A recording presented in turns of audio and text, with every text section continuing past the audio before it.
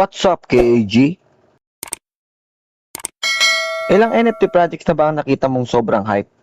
Tapos namatay after 3 months?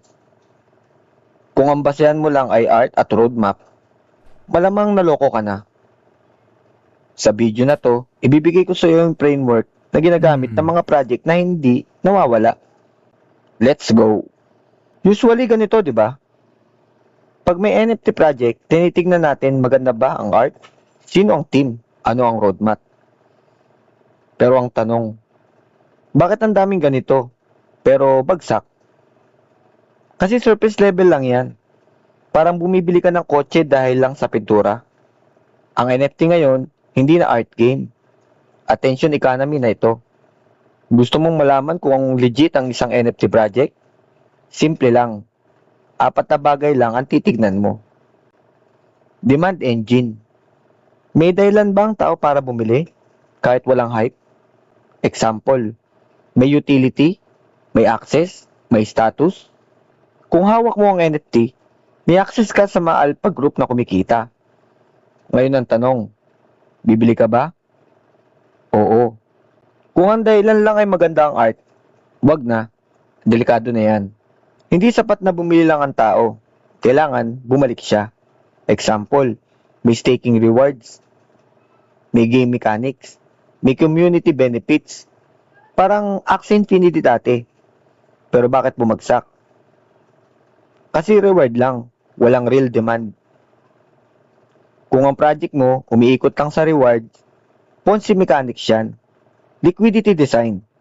Dito bumabagsak ang maraming project. Walang buyer equals patay ka. Simple lang. Pag gusto mong magbenta, may bibili ba? Example, may marketplace activity ba? May bagong buyer ba ng mga pumapasok? Kung puro seller, takbo na. Hindi mo to madalas marinig, pero ito ang nagpapataas ng presyo. Story. Example, ito ang future ng gaming. Ito ang membership ng elite community. Kung walang kwento, walang reason para mapag-usapan. I-apply natin to sa totoong buhay. Bibigyan kita ng senaryo. Ano yung mga example ng mga bad project? Maganda yung art, may roadmap, walang demand, walang gumagamit. Anong mangyayari? Initial hype lang. Tapos, mawawala na. Ang example ng mga good project, may use case, may bumabalik na users, may bagong pumapasok, may story. Hindi siya dependent sa hype. Kung beginner ka, ito lang ang tatandaan mo. Hindi mo kailangan maging expert. May reason ba ako para bumili? May reason ba ako bakit ako babalik? May bibili ba sa akin? May kwento ba na kumakalat? Kung isa dyan ay wala, pag-isip ka na. Sa personal take ko, sa totoo lang, 90% ng NFT projects ngayon, walang framework. Puro hype lang. Alam mo ba, mas maraming NFT projects ang namamatay sa lack of users kaysa sa scam.